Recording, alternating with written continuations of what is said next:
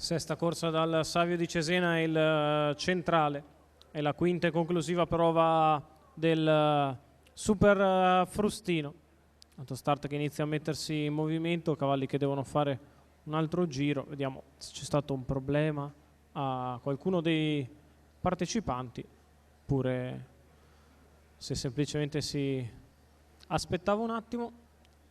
Aziona la campanella allo starter, dovrebbe essere tutto a posto per la sesta corsa, la quinta prova del Super Frustino Tommaso Grassi Award, batteria per i ragazzi under 30, i giovani driver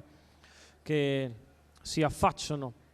nel mondo dei grandi. Si va al via l'1 Tuberosa, Emanuele Masoero, 2 Amore Stecca Daniele Montanile, 3 Zoschetual Simone Mollo, 4 Vicoletto Breed Giusy Savarese, 5 Assia Luis Carmine Piscuoglio, 6 Speciales Crescenzo Maione, seconda fila 7 Astecca Dimar Tommaso Gambino, 8 Voldemort Nall Giulia Deschi, 9 Alessandro Barra Vincenzo Gallo, 10 Agrado e Francesco Di Stefano. Allineamento già completato sulla curva, ovviamente i numeri alti vogliono far partenza, quindi vanno subito a rete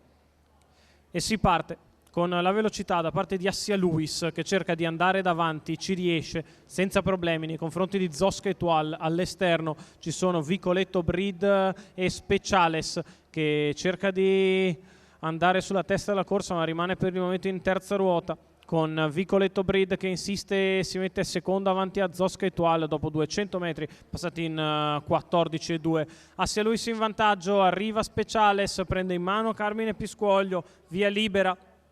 chiesto e ottenuto da Crescenzo Maione dopo 400 metri di corsa. Speciales è leader, avanza subito al largo a grado, 29,7 la minima spesa iniziale da parte del battistrada, è favorito Speciales che guida nei confronti di Assia Luis. A grado avanza al largo, è rimasto in terza ruota Amore Stecca che cerca di progredire sulla testa della corsa, ma da lì è molto dura perché a grado gradisce il percorso esterno e va subito all'attacco di Speciales. Amore Stecca continua in terza ruota, Tuberosa ha preso la seconda pariglia esterna, lungo i birilli c'è sempre Assia Luis, spettatrice del duello che vede infiammare la corsa tra Speciales e Agrado. 59,8 la metà gara, il primo chilometro passato in 1:14,3, Speciales in vantaggio, Agrado all'esterno, Assia Luis lì vicina, gli altri si staccano con Tuberosa che passa quarta, sempre in anticipo su Amore Stecca, si muove dalle retrovie Astecca Dimar che cerca di venire in terza ruota, la dritta opposta alle tribune in 14,1 con Speciales che ha ribattuto al primo tentativo vero da parte di Agrado, il quale continua sul passo al largo. Assia Luis chiusa in attesa della retta arrivo per poter correre, si avvicina Tuberosa, si avvicina Stecca Dimar, la curva passata in 14,9 da Speciales che è in vantaggio, Assia Luis che cerca l'aggancio, Speciales che ha ancora una di margine nei confronti di Assia che va di dentro, poi ancora Agrado e Tuberosa, Speciales che porta a casa la vittoria nei confronti di Agrado, mentre per il terzo posto Assia Luis si salva ancora dal finish di Tuberosa. 1:58,2, 29,8 l'arrivo,